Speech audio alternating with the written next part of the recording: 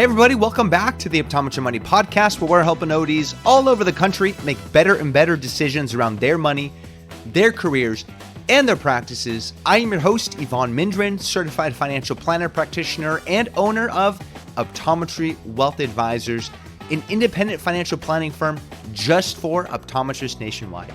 And thank you so much for listening. Really appreciate your time. And on today's episode 101, I am joined once again by Dr. Bethany Fishbein, and we talk all about how to push through conflict and confrontation to improve your practice and your career. Ultimately, as business owners and professionals, or just when working as a team, there's going to be a time where conflict comes up or uncomfortable conversations need to be had with team members, with managers, patients, vendors. And avoiding that conflict can lead to issues with patient care, profitability, the culture of your practice, and your stress as practice owners. So Bethany and I talk about the different places this shows up in your practice, how avoiding important conversations impacts patient care, your practice, and your career, and how to get better at tackling conflict head on. And I'll put all of Bethany's new updated contact information into the show notes, which you can find at the Education Hub at my website, www.optometrywealth.com. And while you're there, check out all of the other resources and episodes we've done. And if you're curious about what it looks like to work with Optometry Wealth Advisors, you can schedule a no-commitment introductory call, and we can learn about what's on your mind financially and share how we help optometrists make better decisions around student loans, proactively plan around taxes, make prudent investment decisions, and so much more. Without further ado, here is my conversation with Dr. Bethany Fishbein. Welcome back to the Optometry Money Podcast. I am your host, Evon Mindren, and I am thrilled and excited to welcome back to the podcast Dr. Bethany Fishbein. Bethany, thank you so much for coming on. Thank you so much for having me, Evon. I'm excited to be recording on a podcast again. Once again, yeah. And you are formerly host of the Power Hour Optometry podcast, formerly CEO of the Power Practice. What are you up to now? Yeah, so I left the Power Practice in January of this year. And unfortunately, the Power Hour Optometry podcast goes with it. Mm-hmm. So I had to give that up as well. What I'm up to now is I am still doing practice management consulting, just working independently.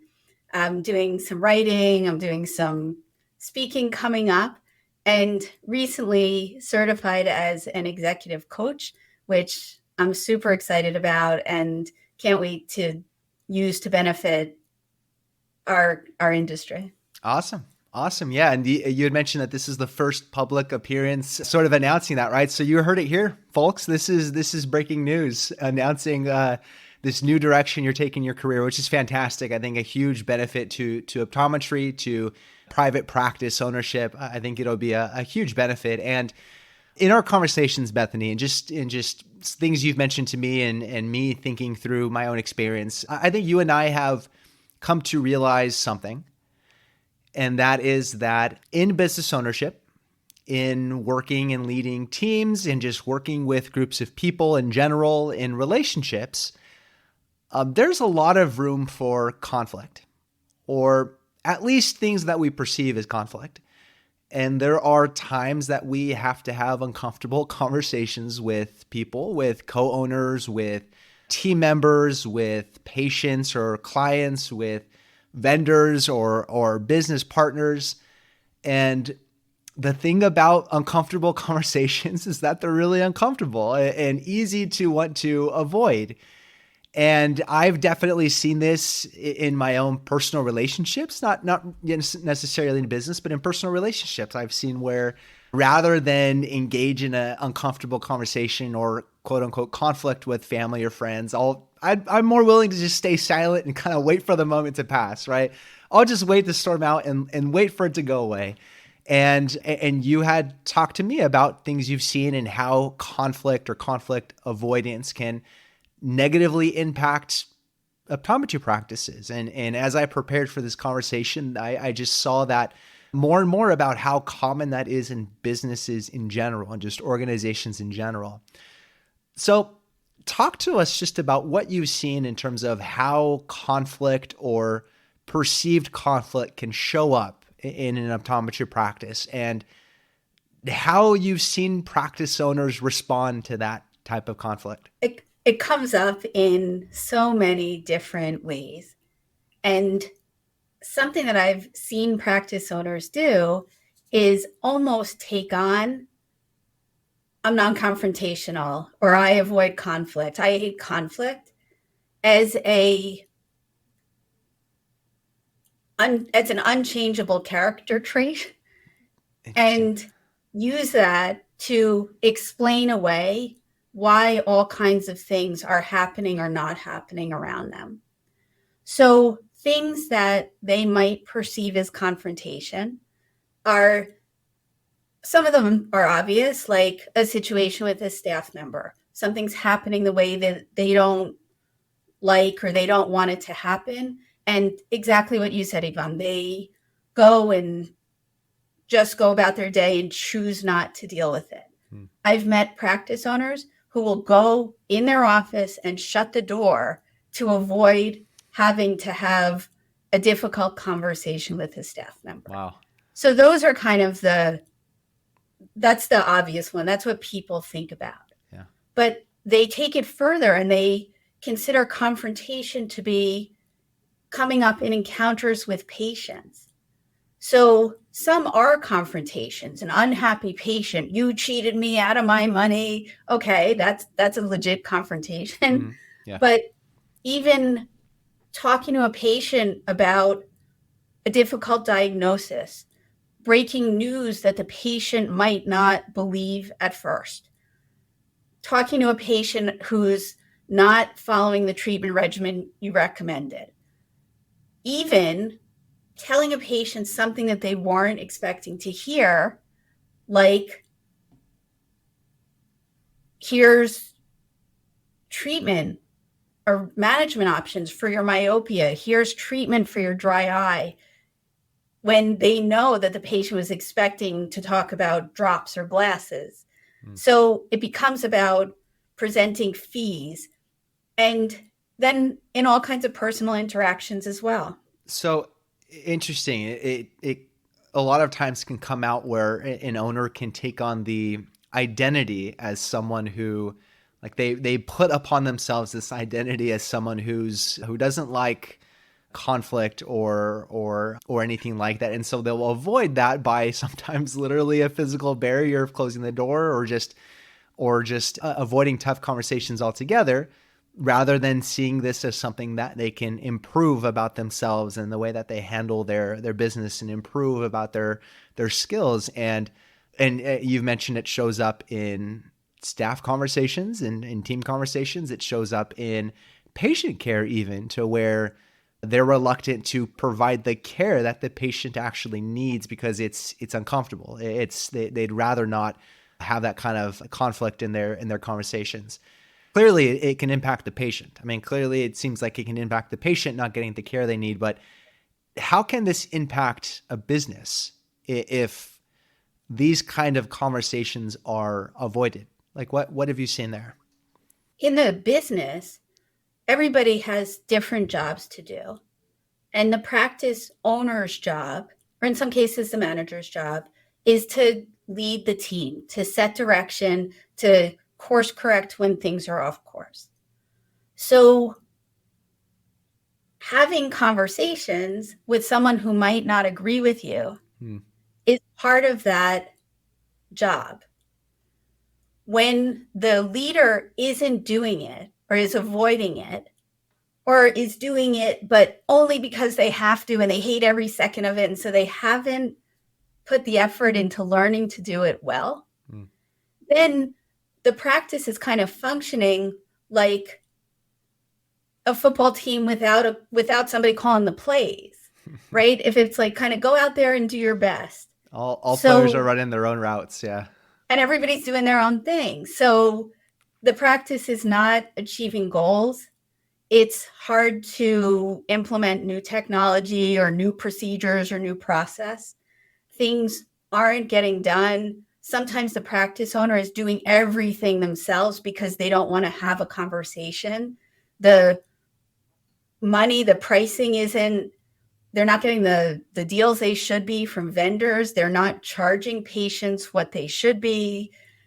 Nobody's running the show.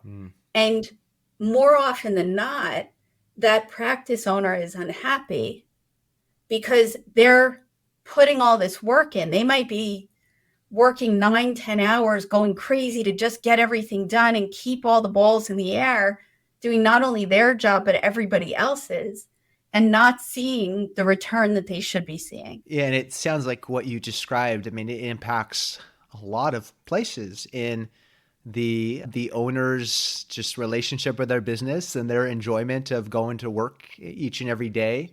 Their stress levels, it impacts the business financially and the owner financially because they're potentially not getting the revenue that they should for the services that they provide, or their costs are higher than they need to be sometimes.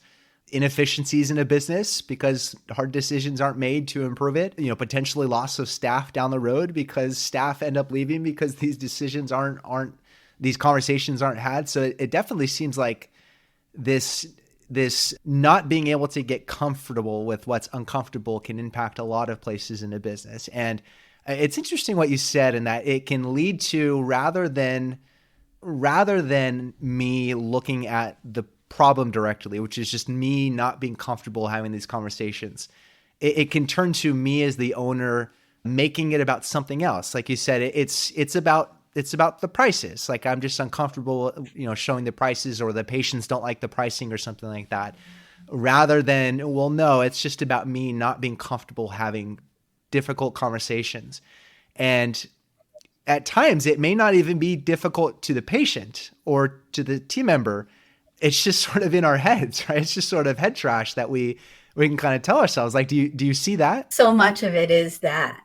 So something that you said in there, that yes, the practice owner, it is so easy to blame anything and anyone else, right?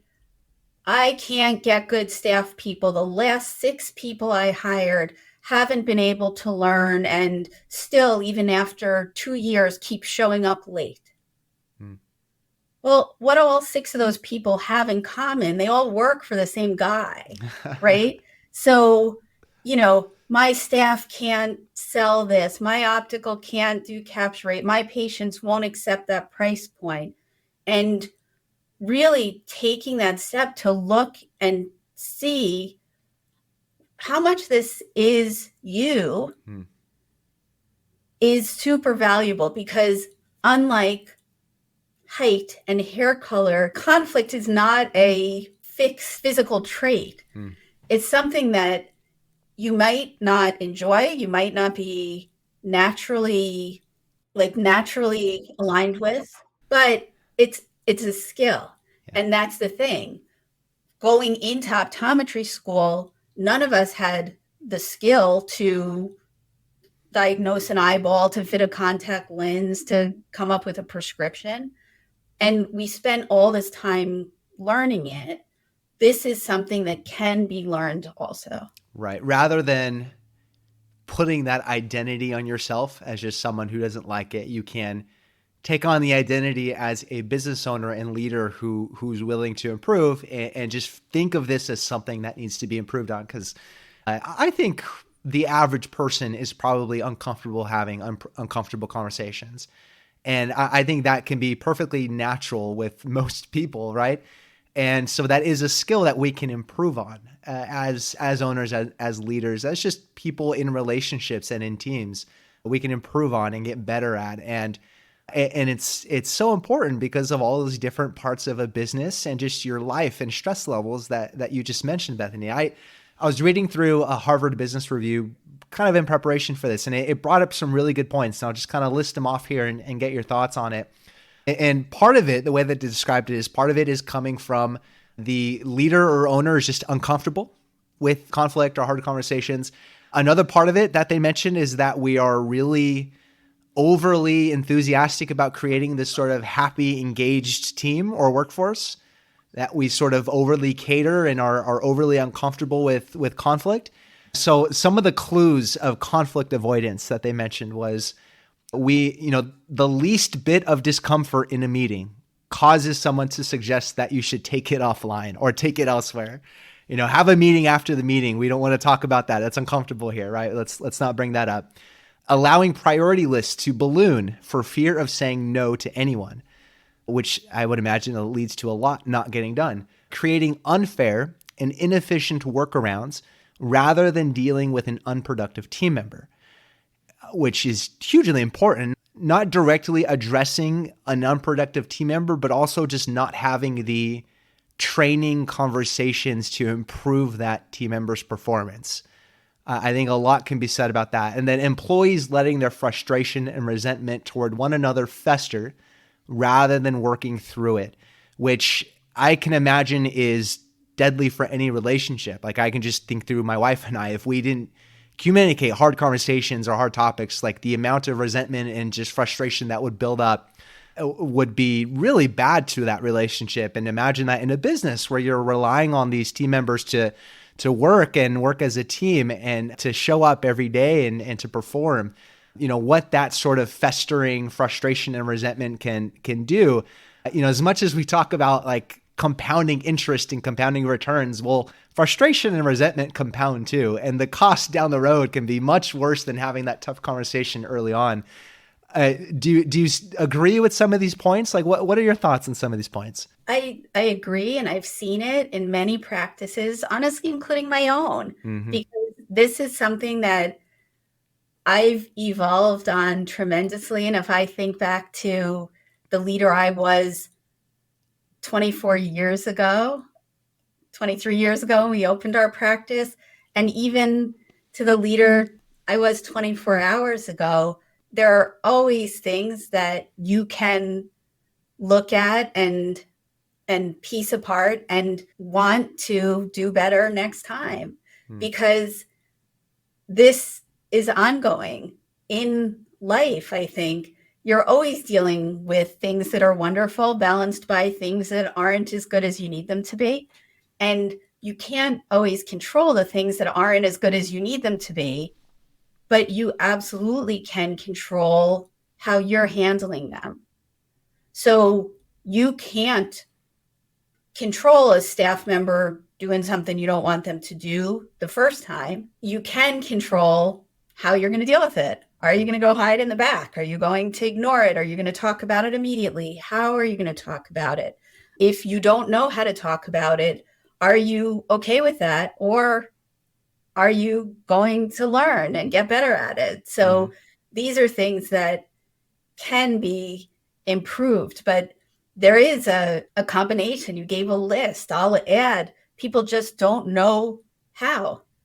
So by the time they think about how do I have this conversation, the situation is passed, and then you feel silly a week later, 10 days later, thinking about how you've put 10 days into addressing this thing.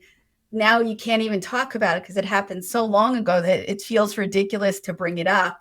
So you'll just wait for next time and repeat the cycle.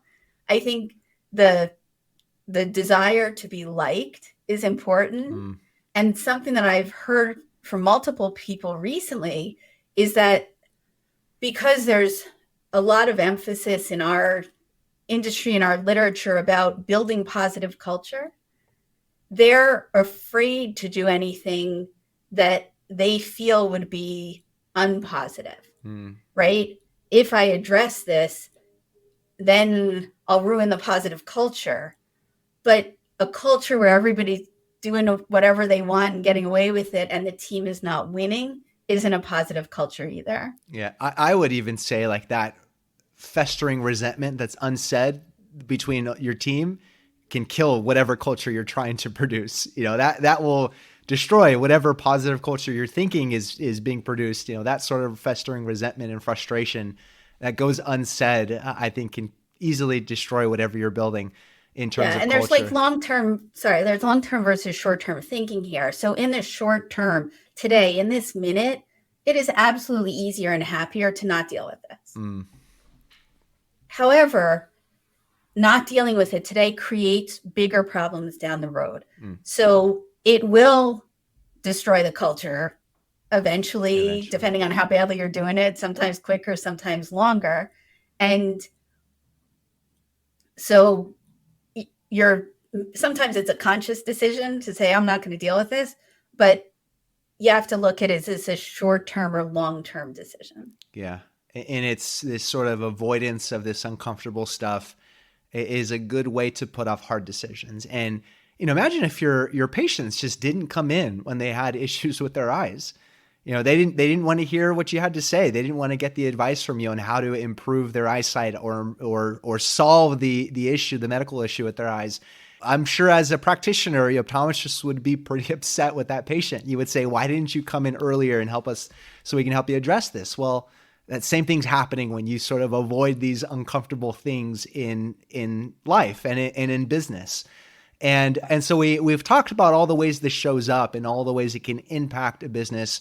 How can a leader or practice owner sort of self-evaluate and say like, okay, I need to improve in this area? And then how can they start to improve it? Because I don't think it will solve all of the issues here in this episode, but how can they start to improve that? That self-awareness comes first. Is this really about them, the staff, the patients, or whatever? Or is there something that I'm doing as a practice owner that is maybe contributing to this? Practice owners who don't see any role of themselves in this, and it's all everyone else's fault all the time, are going to be they're going to struggle with this forever because you have to get to that realization first of some of this is me. So to me, that's number one. If somebody came to me, my staff, my patients, my this, my that, and I said, well, do you think maybe you could have a role in this? Absolutely not. I'm perfect. That's somebody who's probably not coachable. They're not going to be a great consulting client. They're not going to make it better. And I see some of those personalities kind of manifesting online. You don't know people for real, but you see what they post over and over and over. And I'm like, yeah, okay, that's one of those. Once somebody sees it, they have to be able to acknowledge that, okay, there's a situation here. If someone knew how to deal with this, I'm pretty sure they could resolve it. Just in this practice, if I look around, no one knows how to deal with this, including me. Right? So, it's an exercise. If somebody was hired to come in and fix it, or the practice owners who say, I'm so frustrated, I just want to sell to PE. Okay, if you sold, what are they going to come in and do? Well, they're going to get rid of Brenda and okay, right? So sometimes it's easier to take it outside of yourself and not think about what you have to do, but what would somebody else do, or how would somebody else handle this? So then you get a pretty good idea from that of here's what needs to be done. Where are you starting as far as being able to deal with it? And kind of how far do you have to go? And then you can go into a framework of getting better at dealing with conflict or confrontation. When somebody comes to me with one of those situations, something that I'll ask them first is, okay, taking the right words, politically correctness, worrying about offending somebody, take all of that out of it. What do you wish you could really say to this person if you didn't have to worry about the after effects? And usually they say something, there's a couple of curses thrown in there, some colorful language, and it's, why can't you just get your whatever together and do this, and this, and why do you have to be so it's like kind of a freeing session because people feel like they have to say it just right. And when you get to that actual conversation, you kind of do, but just what is it you really wish you could say? And it's helpful, You can do that with a coach. You can maybe do it with a colleague. You could probably do it in a journal, or, there's ways to do that. What do you wish you could say? So now we've established the point that they're trying to get across. And from that, if you said it to somebody just like that, what would happen? They would probably be shocked and offended, and they might get up and quit, right? So you can't do that. So let's talk about how you're actually going to say it. And here, people have to do some self-awareness work and figure out what are they afraid of here, right? Are they worrying too much about the relationship they have with this person, and they're so afraid that the person's going to be hurt that they're not going to tell them the truth? The thing that's popping into my head at the moment, we had a staff member years ago, like 15 years ago, and I still remember, and one day she said to me, "Do you have patients scheduled this afternoon?" And I said, "Yeah, of course. Why?" Like, of course. And she says, "Oh," and was like weird about it. And I said, why are you asking if I have patients this afternoon? Well, and she's hemming and hawing. So I had lettuce in my teeth. So afraid to have that conversation. So that kind of became our euphemism. When somebody had something in their teeth, there is a code for it. But anyway, so you think about, how am I going to actually say this? And sometimes it's a little bit of prep work or rehearsal. Not that you need a script going into a conversation, but you want to make sure that you at least are going to get your main points across in the way that you want to get them across, without being afraid of hurting someone, without apologizing, without, taking too much on yourself. Just, hey, here's the issue that we're having. We want to be aware of it. So that's next. Once you do that, now you've established what the problem is, and you want to put you and the person that you're talking to ideally on the same side of the problem, right? You guys against the problem rather than you against each other, right? Not, you can't sell glasses worth your life. It's, our capture rate has decreased 5% a year over the last 3 years. We're well below the national average. It's something that we need to talk about. So it's you and your optical manager fighting the capture rate, instead of, I notice you all of a sudden suck at selling glasses, because it's going to be received differently. Interesting. So make it a common enemy rather than personal, sort of a personal attack. It sounds like. Yeah. Yeah. So even, there are things that could easily sound like a personal attack, right? You're late every day. In an initial conversation, you can acknowledge, we need to figure out the issue with you getting in on time, because when you're not here on time, you're missing our little huddle in the morning, and you're going into the day without the knowledge that everybody else has about the patients. So help me understand what we can do to get you here. And sometimes that leads to a positive answer, like, well, really the issue is, like, my kids, and I have to put them on the bus, and the bus comes late, and I was, okay, if we started you at 9:30 instead of 9:00, would that fix this? Well, it still missed the morning meeting. Yeah, you'd missed the huddle. What can we do about that? What if we have this guy in the huddle just be responsible for letting you know? Or what if we put Post-its on the key patients that you need to be aware of? Yeah, then I'd know. And all of a sudden, together, you've created a situation, a schedule that works.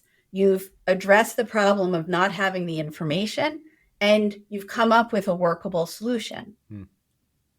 So, yeah, you and the person kind of working against a common enemy. Once you've said your initial piece, my next bit of advice is then to shut up and listen.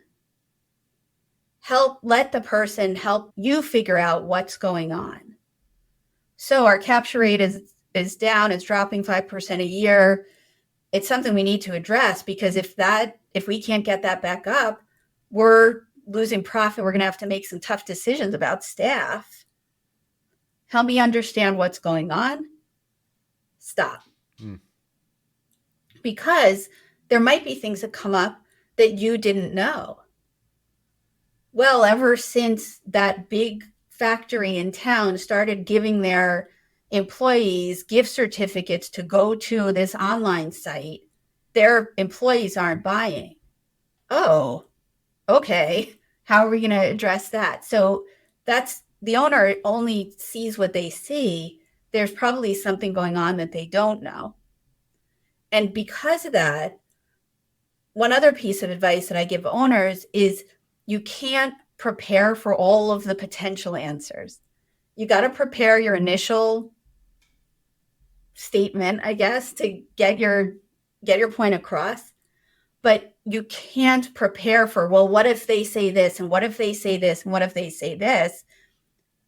There's no way to know what they're going to say. Yeah. And now you're putting the entire burden of solving this on yourself, leading to that stress, that overwhelm, that burnout, instead of letting your staff member work with you to come up with a solution to the problem. Right.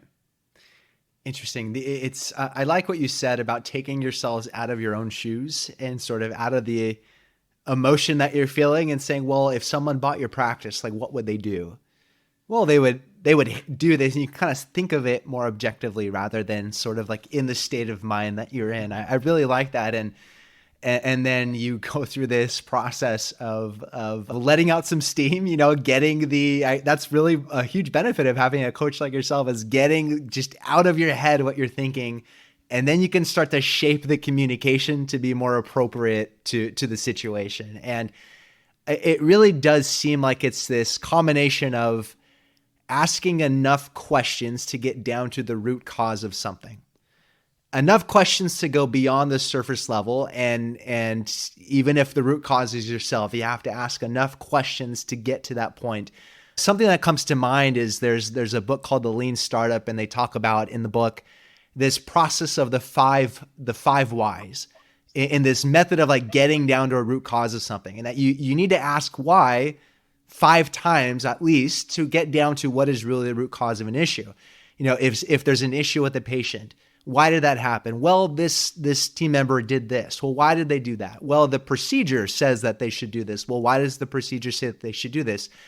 Because I wrote the procedure and I didn't train the team that well on how to do it, right? So you need to get beyond this sort of surface level of the blame game and kind of get down to a root cause of something. And in combination with some humility to say, well, if it's me, then I need to be okay with that and figure out a way to address that. And it sounds like you do a really good job of helping your clients, these practice owners, get to the bottom of that and try to shape a solution in the best way that you can. Very, very interesting. Well, is there anything else you want to, as we sort of wrap up this conversation, anything else you want to leave with practice owners that are sort of thinking about their own frustrations around tough decisions and tough conversations in life or in business or anything else? I would just acknowledge that it is hard. And I would really encourage practice owners to, yes, do the exercise. And those 5 whys is a great way to get there, because you're going to get down to yourself somewhere in between 3 and 4, probably, right? Once you know that, that's progress. So being able to switch the negative to positive of, wow, now I have a much better idea of the actual problem I'm trying to solve, rather than, so you're saying I suck. Like, we all sucked at this. When nobody is trained to do this in optometry school or in dental school, med school, any practice owners. So acknowledge the fact that you're doing the work as a positive. And it's hard once you start to get the self-awareness. It feels fine to blame others. they're all terrible, but you can hold your head high at the end of the day. When you start to realize that it's you, there is an initial bad feeling about that. Hopefully what comes from that bad feeling is a determination to improve it, because it absolutely can be changed. As I said before, it's not an identity. And practice, I don't think ever makes perfect, but practice helps you get more comfortable, get to the point faster, get better at having the conversations, get better results. And you realize that having the conversation actually builds trust and builds culture rather than taking it away. Yeah, it So builds trust just and do builds it. culture. Yeah. Yeah. Interesting. Well, I appreciate you having this conversation, because even I'm learning from it. Like, this is something I'm realizing about myself and in personal relationships and in business, and I'm definitely trying to improve on. So I'm sure the listeners will learn a lot from this. Where can people find you and follow you and learn more about the work you're doing?